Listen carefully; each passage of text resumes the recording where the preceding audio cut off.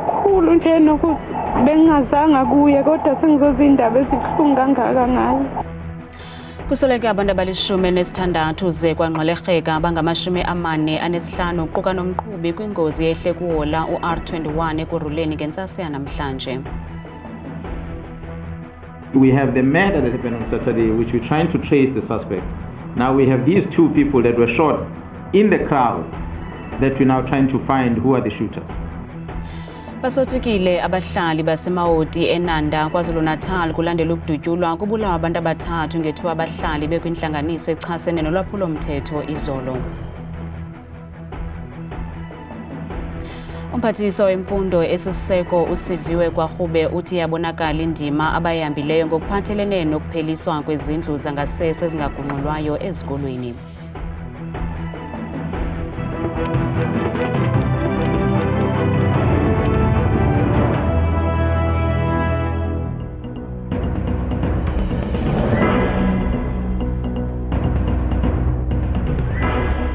Sinamkele kwindaba zethu andambi ndodwa ndamba nokuphumza sikhumba noyitoliki yolwimi lwezandla Botani Mzontsundu.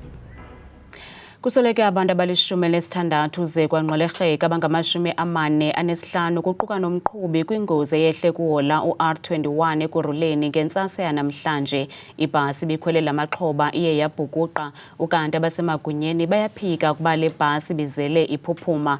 Abo bonzakeleyo bangeniswe kwizibhedlele ezahlukeneyo eGauteng. Uhola wendlela u-R21 kufutshane nesikhululo senqwelomoya bevaliwe ngentseni yanamhlanje ngenxa yentlekele yengozi esube ubomi babantu abali-16 ukanti luyaqhuba uphando mayelana nale ngozi. But of paramount concern is the use of safety belts by people who traveling in public transport vehicles and buses like this. Because if people are using the safety belts, they would not be ejected out of the vehicles when incidents like this happen. Ojongene nezothutho ekuruleni uziphikile ingxelo ezithi le bhasi ibigcwele ukwegqitha inani elilinganiselweyo. Our bus capacity is 65 sitting and 20 standing, so they were still within the number that is prescribed. Usodolophu wasekuruleni umnomzana Nkosindiphile Xhakaza udlulise amazovelwano kwintsapho zamaxhoba kwaye uthembise ngelithi baza kuzityelela iintsapho zamaxhoba. And want to pass our sincere condolences to the families, the loved ones, the friends, for those who have, the 12 passengers who have actually, lost their lives.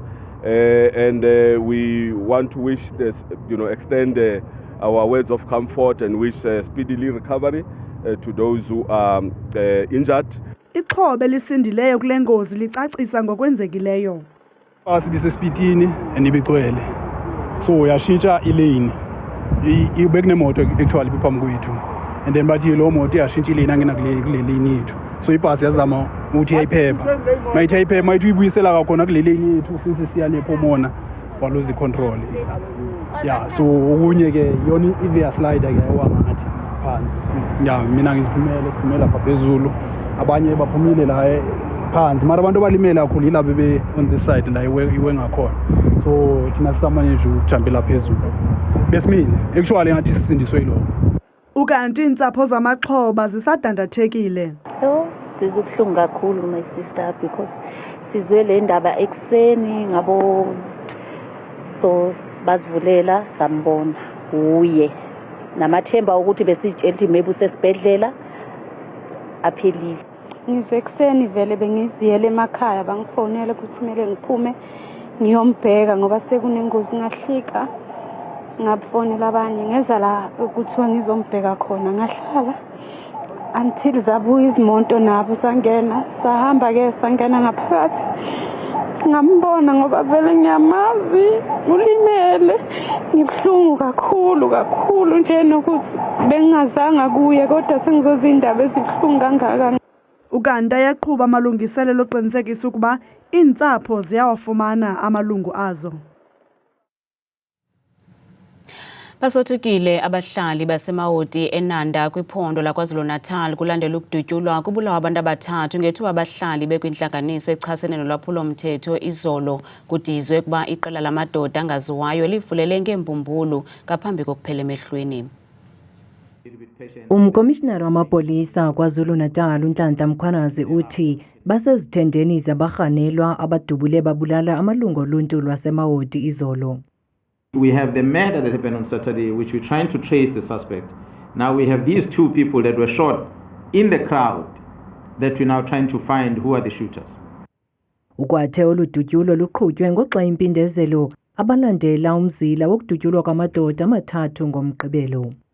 What transpired there yesterday was a result of what happened on Saturday evening, around 10 o'clock in the evening.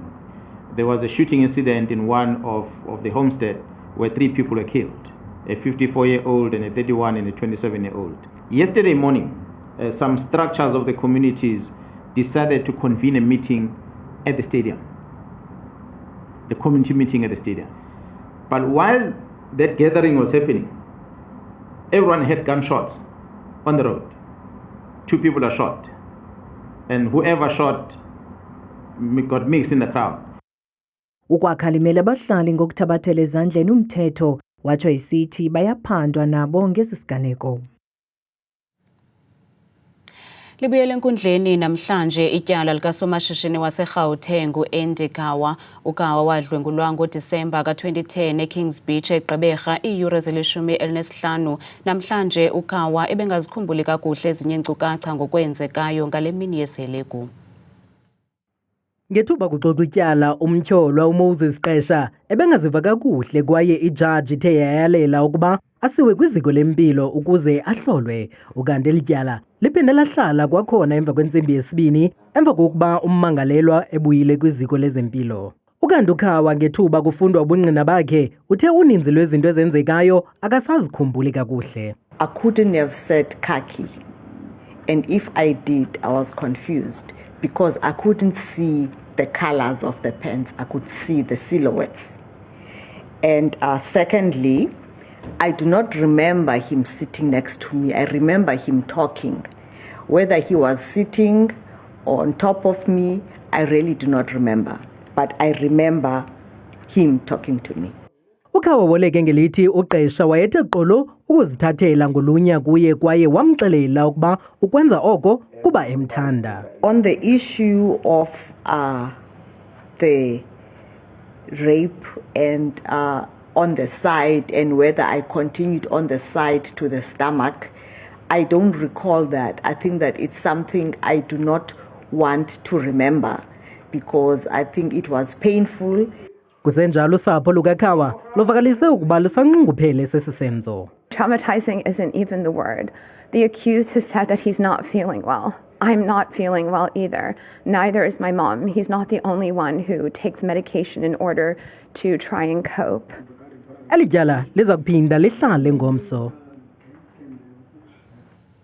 Umphathiswa wemfundo esiseko uSiviwe Gwarube uthi yabonakala indima abayihambileyo njengesebe ngokuphathelene nokupheliswa kwezindlu zangasese ezingagungxulwayo ezikolweni. OkaGwarube ukuthethe oku ngethuba enika ingcazelo epalamente ngenkqubela yokuhlaziywa nokwakhiwa kweziseko zophuhliso. Umphathiswa wemfundo esiseko uSiviwe Gwarube uthi isebe lakhe lisebenza lilijonge encwadini ixesha ukuphucula iziseko zophuhliso kwizikolo zeli. Uthi isigaba sokuqala sokuphelisa izindlu zangasese ezingagungxulwayo sele bedlulile kuso.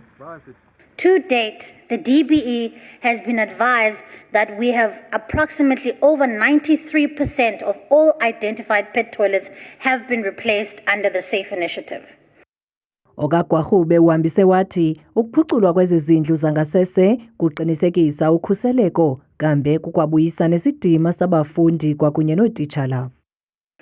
Honourable members, I must take this moment to reflect on what this means for a child, for an educator in a rural school.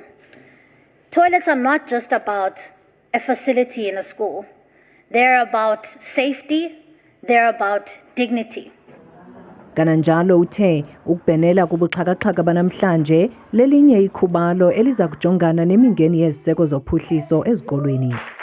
So we're turning to technology to be able to say, at the principal level, at a school level, the principal must be able to log into this the system that the DBE has rolled out, where they're able to tell us exactly what the infrastructure issues are.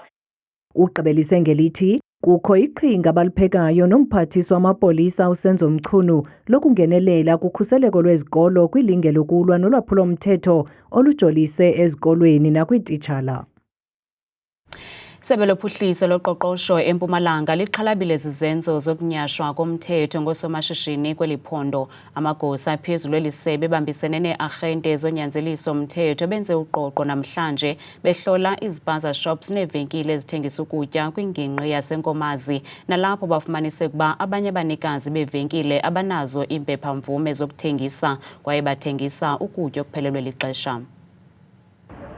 Tikhulu letivela kuleli tiko letekutfutfukiswa kwemnotfo eMpumalanga kanye nalabo labaphuma kuleli komishane lelibuke tindzaba tebatsengi bangena esitolo nesitolo babuka kutsi banikati bato letitolo ngabe bayawulandzela umtsetfo na. Kutfolakele kutsi labanyenti abawulandzeli nakancane. In this particular shop, they are operating without a license.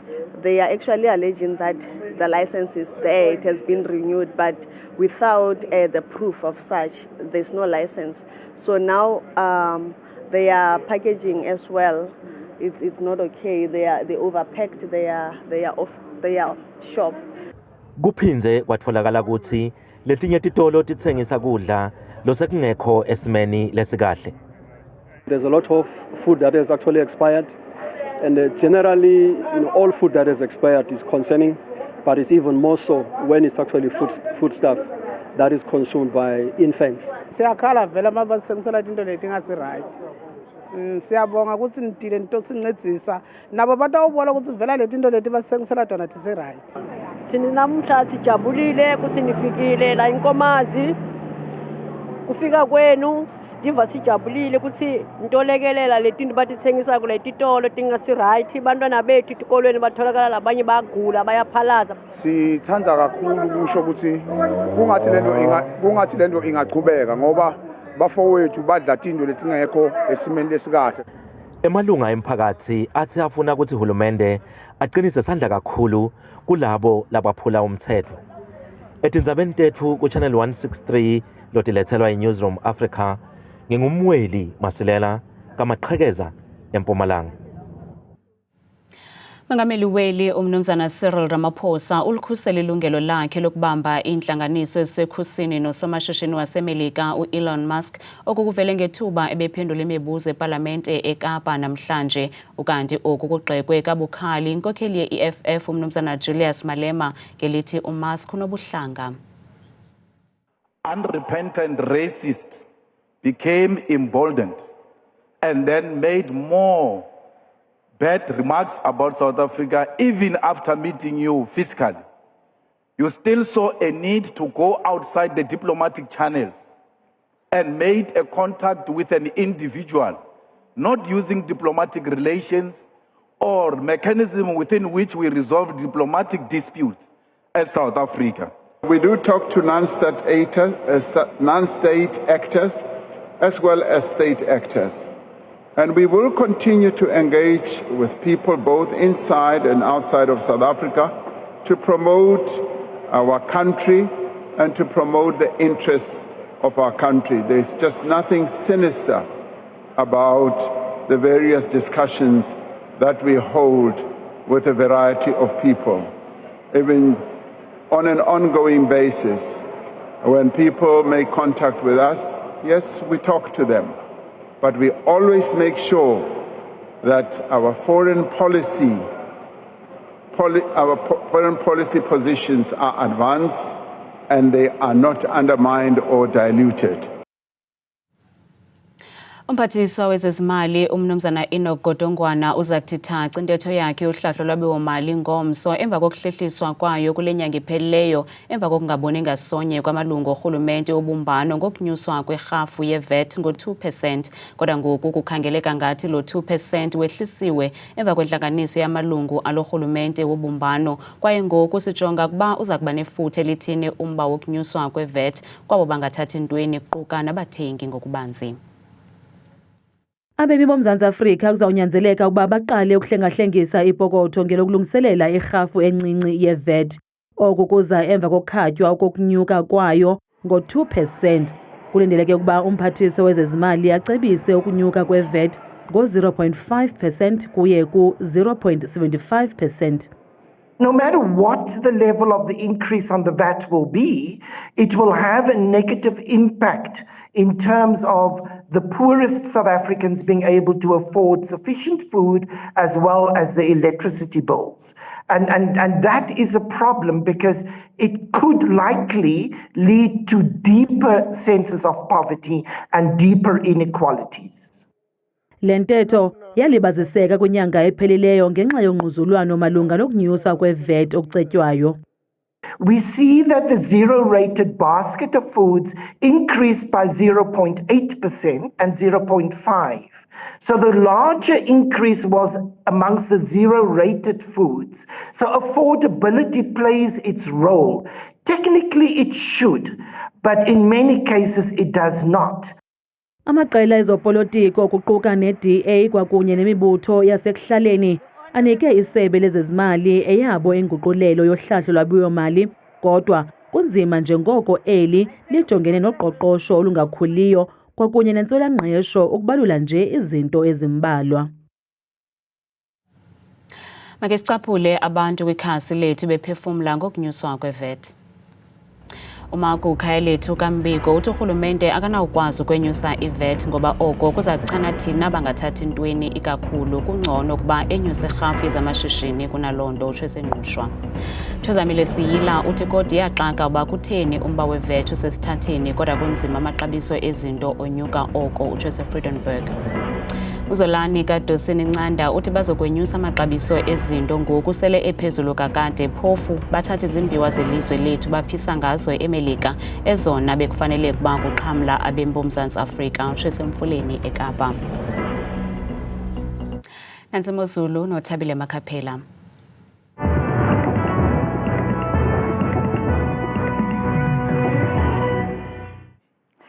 Kakhulu kwethu mamqwathi nomamzango kwideska yenu yendaba ndiyakubulisa nawe mbukeli wam apha ekhaya ndikwamkele bethuna iqongeni lam le Muslim lake igama lam ndikuThabile Makhaphela mna ke ndiyinzwakazi yabathembu mvanje nantsi imozulu savula bukele ekhaya ngokuphawula sinomfanekiso wokuqala ke apha eMzantsi Afrika othi uphawule ngokubanzi iziganeko zam mvanje ke ngoba sibona imozulu nokho imandundwana phaya kwindawo zonke ezikwimpuma apha eMzantsi ngamandla futhi ephondweni lonke laseGauteng phaa futhi kwindawo ezikumbindi olaphondo uferetyerha ngwasekuseni futhi nazo ezomvula nentshizane phaya ngelashumi nje likhathwa sisihlanu baqhubeke beyisonga beyivala futhi la mini yabo ngamashumi nje amabini akhathwa sithandathu kanti ke ngokubanzi mbukele ekhaya sijonge ngaloko amaqondo wakho phantsi naphezulu sivele ngephondo lokuqala phaya empuma koloni futhi komthatha kwimpuma yelaphondo kwasekuseni ngo-17 bayiqobele beyivala kamnandi beyisonga imini ku-24.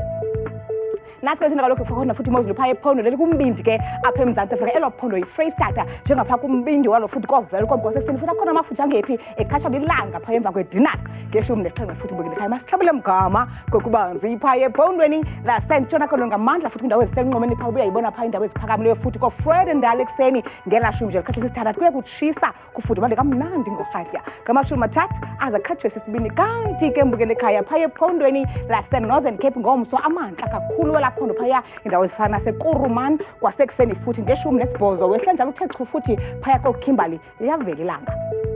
Yona ke imozulu phaya ephondo lase-North West ngomso futhi amazantsi welaphondo njengapha mbukele ekhaya komorule ngeseni futhi qabaqaba nje ngamafu ngo-17 unyuke futhi jonge phaya eBloemhof kwasekuseni futhi lelashumi kaloku likhathwa sisithandathu bona ke benjenje ephondo laseGauteng apho sikhoyo thina kalo mzuzu phaa kumantla futhi eTshwane nazi intshizana nemvula futhi nendudumo ngamandla ekuseni napha koBonkon spread kusanetha ngeshumi nje nesithandathu zibaphile ngohlobo bona phaya ephondo lapha kaloku eselimpopo kumantla kakhulu ke futhi phaya koThoyandou futhi kunganetha yonke la ntsasa ngo-19 kunethe impela napha koMusina futhi ngaye la 21 Polokwane noko lihlele kamnandi phaya ilanga futhi ngeshumi nesihlanu. Imozulu bukele ekhaya phaya ephondweni lasempumalanga kakhulu futhi kwakumazantsi njengapha koStanderton ekuseni futhi nanga loo mafu futhi hamba nengqilana njengephi ngo-13 unyuke futhi napha koEmelo kuyanetha ngo-13 degrees kanti xa ndiyivala ndiyisonga phaya KwaZulu-Natal ngomso futhi bukele ekhaya koPhongola futhi akhona loo mafu abikwe kakhulu nako Vryheid phaya ekuseni ngo-19 kanti futhi imeko isancomeka phaya futhi eRichards Bay ngo-27. Mna sikuthini kangaka xesha lemyoli.